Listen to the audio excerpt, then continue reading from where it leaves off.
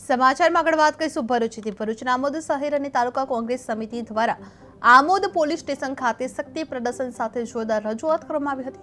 શહેર તથા તાલુકાના આગેવાનો અને કાર્યકરો મોટી સંખ્યામાં હાજર રહી આશરે 200થી વધુ લેખિત અરજીઓ સોંપી તાત્કાલિક ફરિયાદ નોંધવાની માંગ કરવામાં આવી હતી।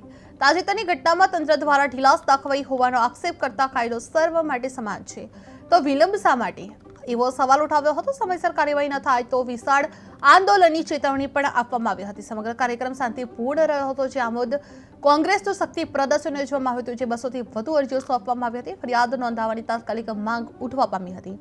વિલંબ સામે ઉગ્ર રોષ ઠાલવવામાં આવ્યો હતો જે આંદોલનની પણ ચેતવણી આપવામાં આવી રહી છે।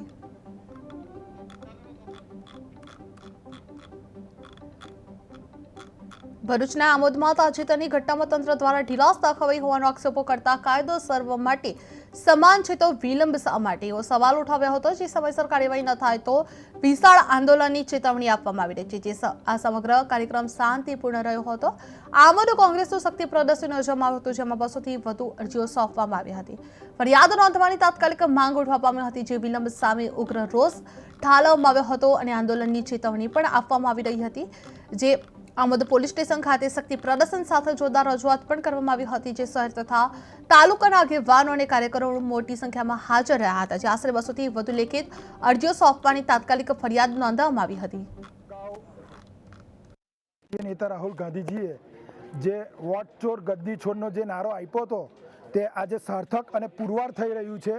એ બાબતે ગુજરાતમાં જે સરની કામગીરી થઈ રહી છે એનીમય ખોટી રીતે આયોજનપૂર્વક અને ભાજપના હોદ્દેદારો દ્વારા જે ફોર્મ નંબર 7 ખોટા વાંધા ઉઠાવવામાં આવ્યા છે તે બાબતે આજે અમે આમોદ પોલીસ સ્ટેશન ખાતે અરજી આપવામાં આવ્યા હતા અને ખોટી રીતે વાંધા ઉઠાવનાર ભાજપના હોદ્દેદારો દ્વારા જ કરવામાં આવ્યું છે અને આમોદ નગરમાં આમોદ નગરપાલિકાના પ્રમુખ આમોદ નગરપાલિકાના શહેર પ્રમુખ અને ભાજપના શહેર પ્રમુખ એ લોકોએ ખોટી